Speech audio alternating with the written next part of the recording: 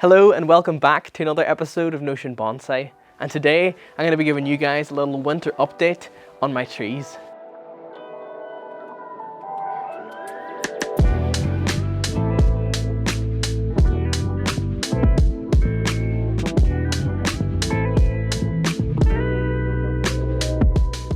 Alright, so this is the first time we've had like proper snow here in maybe 2 years.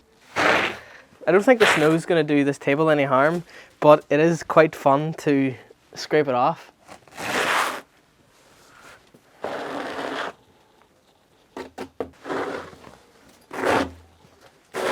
I just thought it would be a good idea to make this video today so that any of you watching who are in the tropical regions of the world can get to see what snow is like, and especially for bonsai, like what happens to bonsai in the snow. Alright, look at that. Isn't that so pretty? It was snowing quite heavily last night when I was on my way to the gym, and I just think that it's so beautiful whenever it does snow. But I just had to film it. This is it here, and I just thought that it looked so beautiful. But this tree here is covered in snow. It's just a little needle juniper. And whenever you have bonsai trees, it might be somewhat disturbing to see your tree covered in snow. And you may think, will this damage my tree? Is the snow going to frostburn my foliage and branches and things like that? And the answer is no. It's actually quite okay to leave your trees covered in snow, because the snow acts like insulation, almost like an igloo, and keeps your branches and foliage a little bit more protected than it would be without the snow on it. Look at it. Oh, the snow's falling off. If you want to look at your trees, you can take the snow off them, have a little look at the foliage. It's no problem then just to cover the foliage back up with snow. But as it's snowing so much here right now, it won't be long and just recovering back up. The snow will also keep the soil from freezing as much. Alright, so let's have a look at some of the things in my garden. Over here is the cold frame that we have built. Some of the trees in there are getting a little bit covered in snow. This is an azalea that we're going to work on in spring. Check out my bonsai forest. This is Japanese larch, and just before spring we're going to wire this, give it a prune. Japanese larch are very tolerable to the cold, so I've got no worries leaving this outside. Here's another Japanese larch covered in snow. Up here are some bonsai pots that I keep outside just so that they can get a little bit of age on them. I used to have a black box here that housed my soil and things like that, but instead I have opted for plastic containers in order to keep different soil types and wire. So just brush this off here.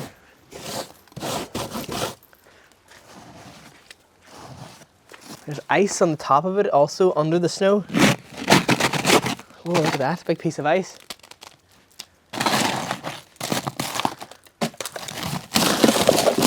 So in this box is my normal bonsai soil mix of pumice, akadama and lava rock.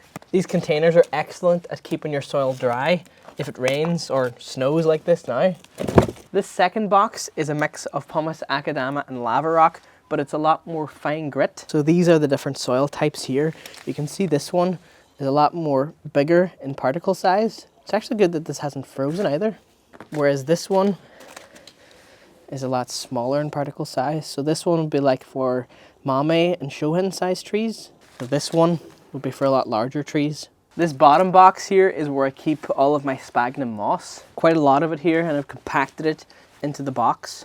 I've added some water into the box, and the box sort of acts like a little terrarium so that the sphagnum moss can live, and it will still have all of the nice antibacterial and antifungal benefits for when I use them on my trees in spring.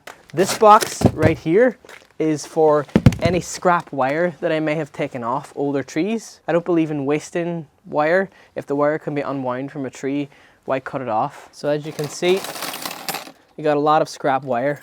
So for example, take this piece of wire. To straighten out old wire, I'll either bend it with my hands like this, especially if it's thick wire. It's a lot more difficult to straighten out. I have this pole in my garden in which the washing line is attached to, and if I just take the wire and rub it along the pole like this, it straightens it instantly. And this is ready to go again on a tree. And in this final box is just my normal mix of pumice, akadama, lava rock, but instead of being the same as the other ones, this box has got a little bit of compost mixed through it, but it hasn't frozen. And if this soil down here hasn't frozen, there's a good chance the soil in the bonsai pots isn't frozen either. I would just be a little bit wary of smaller size bonsai pots, as the smaller pots are more likely to freeze than the bigger ones, as they don't hold as much heat. I think there's a bonsai pot under here. Yep. And I think there's another one here. Oh, it's a little tree. Okay, I don't know if this is going to survive. It's a little mame azalea. I suppose there is a chance this will live. I'm going to put it in a little greenhouse just so that it can thaw out a bit. There's a little bit of warmth in here. These are the other mame ones. The little mame trees are sort of ones that I would experiment with. Not too worried if they live or not. That's why this one was sitting outside. We've got a lot of trees in here. Down here we've got a little juniper. This one I may work on in spring. It's a little horse chestnut. These are some maples. And in the back there we've got some laniceras. This is an azalea. This is another Japanese maple. We've definitely got our work cut out for us when spring rolls around. I'm just going to take some snow here and put it on top of the soil of these bonsai trees. Because it's still quite frosty here at the moment, the trees in here don't have any insulation to be protected from the frost. I suppose I could close the greenhouse, but if you don't have a greenhouse, this is something you can do. Just cover the trees in some snow. Just as a proof of concept, this is something that you could do to your trees if you didn't have a greenhouse like this one here. But just to keep the frost off these, I'm going to close up the greenhouse. I'm really looking forward to spring, to getting all these trees worked on. These maples are going to start pushing some growth.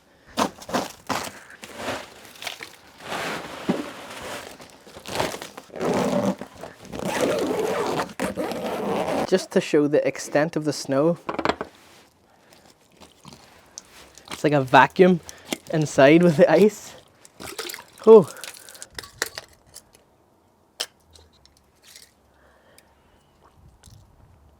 That's probably about 2 centimeters of ice.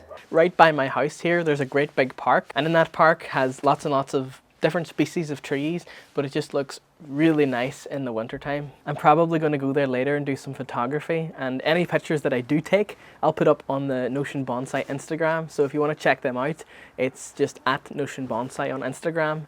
And I will also leave a link to it in the description of this video. This is little Thuja occidentalis, and this is what we worked on in the how to create drastic bends in a bonsai trunk video. I've looped a piece of wire between the two bends here and tightened it with a pair of gin pliers, and that's just to sort of pull this bend even closer together. It's just something that you couldn't really achieve with bending it with wire, as the pull is in this direction. So I am in my granny's garden at the moment, my grandmother's garden, and as a birthday gift to her a few years back, we got her a Chinese elm bonsai, and I just want to show it here covered in snow. Look at this. You can barely see the pot that it's in. There. Isn't that beautiful? You can see all the little tiny Chinese elm leaves under there. This tree right here is a plum tree, and every year, I think every 2 years, not sure why every 2 years, but every 2 years this will produce tons and tons of plums. And if you're wondering, the best time to take a cutting off a plum tree is actually in winter. I don't usually work on trees over winter, as I like to just let the trees go dormant and do their own thing, and then come spring and summer, that's for me the major time to work on them. Although there is some wiring that I can be doing at winter right now. And today I think I'm going to just put a little bit of wire on some maples just to set a better shape in them, so when spring comes they're going to open up in a nice position. So let's start with this one. It has snowed again since earlier, so I need to clean this table again. Okay, so there isn't much work to do on this tree. All I would like to do is just fan these branches outward. So I'm going to use the piece of scrap wire that we straightened earlier. Now, unlike whenever we wire a juniper, where you want the wire tight around the branch, because maples are deciduous trees, if you have the wire tight, it can scar the branches very easily. So what I'm going to do is put the wire like this. It can be tight at the elbow, and then from there I'm just going to create a loose coil. I'm going to come around the trunk for this one, and then here I'm going to just again loosely coil it, so that whenever we have this open coil position with the wire, you can then shape the branches. So be very careful not to snap these branches. So I'm just going to be very gentle. I'm going to work it down a little. To get a little bit more precise at the end, I'm going to take some gin pliers and just bend it around like this. That way the wire goes right out as far as it can. Same for this other side. Again, keeping that open coil so you're not really pressing it against the branch, just around the branch. Quite happy with this. Here I have got some 1mm aluminium bonsai wire. So I'm going to come to the top of the branch, around the pot and up again. So about this much wire is what we'll need. Cut that length. And I'm going to feed the wire through one of the gaps in the open coil that we created. Now, depending on where you put the wire through, for example, if you push down with your finger, this will show you the kind of bend that it's going to create. So if I pull down on this piece of the branch, it's going to pull from here. Whereas if you were to push more here, you'll get more of a bend from the trunk. I'm going to do it from about halfway across the branch here so that it's not quite as dramatic. And I'm going to leave this piece of the wire hanging like this. And with some scissors, you can just create a hole in the bonsai pot, feed the wire through the hole, and then I'm going to bring this up again to meet the other piece of wire like this. All I'm going to do is just intertwine these wires by hand, just to get it started, and then we'll finish it off with the gin pliers. Just going to cut it here. So instead of pushing the wire here and trying to get it to stay down, this will hold it in place for us until the branch is set. And it also allows you to fine tune how much you want the branch to come down, because if you push with your hand, you could push too far, break the branch. With this, you can adjust it by rotation. So it could be half a rotation, a full rotation. I'm pretty happy with this. It's got a nice sort of downward motion. You can see here the branch actually tapers from thick to thinner.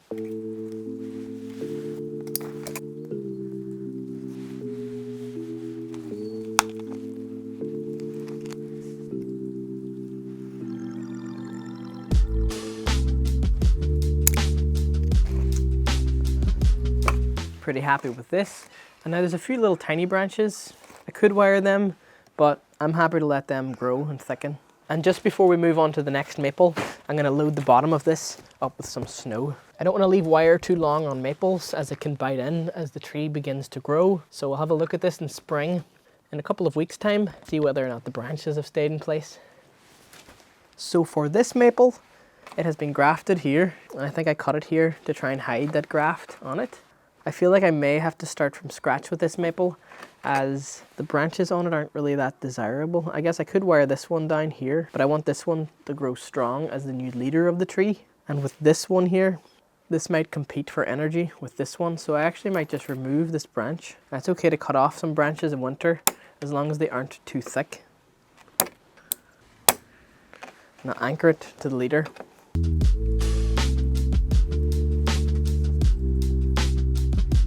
They've got a little bit of downward motion, but I'm not really sure if I'll keep this branch in the end as it is quite thick. Again, let's load this up with snow. But this maple has been created from a piece of garden center material that I created myself. And instead of wire in this tree, I quite like the split trunk that it's got, and it has a good piece of age showing on it. I'm going to prune this tree for ramification in spring, and winter right now is a good time to do this. When spring comes, all the energy will go from the roots up the branches and into these little buds, and then they'll open and create leaves. So right now there's really no energy in the branches as it's all dormant for the winter. And because I want to push this growth back a little and have the tree quite dense and ramified in the future, I'm just going to cut just above these buds here. Whenever I cut back to a node on a maple, I like to leave a little bit extra as maples tend to die back to that point. If I were to cut very, very close to these buds here, it could die back right in here, which I don't want. So I'm always just cutting here, leaving a little bit extra above them buds, and the same here. So see how nice and dense that is now? That's the beginning of a pad on the tree. There's the leader of this branch, which I'm going to allow to elongate, as that will give strength to this part of the tree. And eventually I'm going to work on getting taper here. But for this one here, it can be cut here. And again, that will die back to there. And as this one's quite young and short, I'm going to leave it for now, but in the future, if I decide to remove it, there'll be no problem in doing that. And that's a little maintenance that I would do to some maples in winter. Now bear in mind, I'm only pruning like this so that I can get denser growth.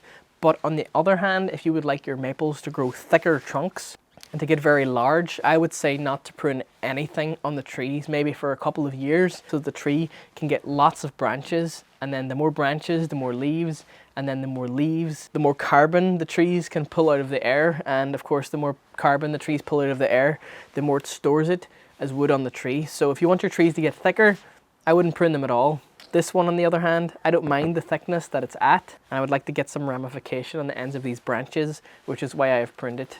Whenever you prune a bonsai, it all depends on why you're pruning it at the time that you're pruning it. And if you're not sure when to prune it, or if you think that you don't need to prune it, it's quite okay to leave the tree and prune it the following year. Winter can actually be a great time to maybe get a few new tools or stock up on bonsai wire. So I found that my wire was running quite low, and I've purchased 3 different gauges of wire, 3 main ones. This one is 4mm wire, which is quite thick for bigger branches and trunks. This other one is 2mm wire for smaller branches and things like that.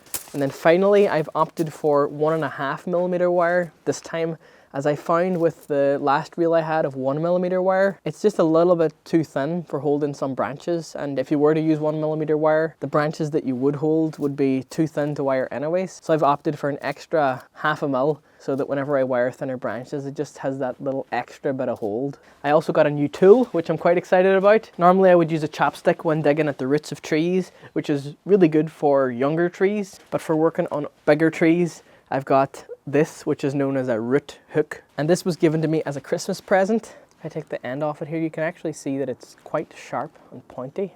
And this is just for hooking away at the roots of trees, trying to loosen up some soil. And there you guys have it. That was my trees here in the snow in winter, and a few things that I would do to some maples over winter also. If you like this video, please be sure to hit the thumbs up button down below. It really helps me out a lot. And leave a comment down below if you have any questions, and let me know how your trees are doing over the whole winter. But on that, thank you so very much for watching.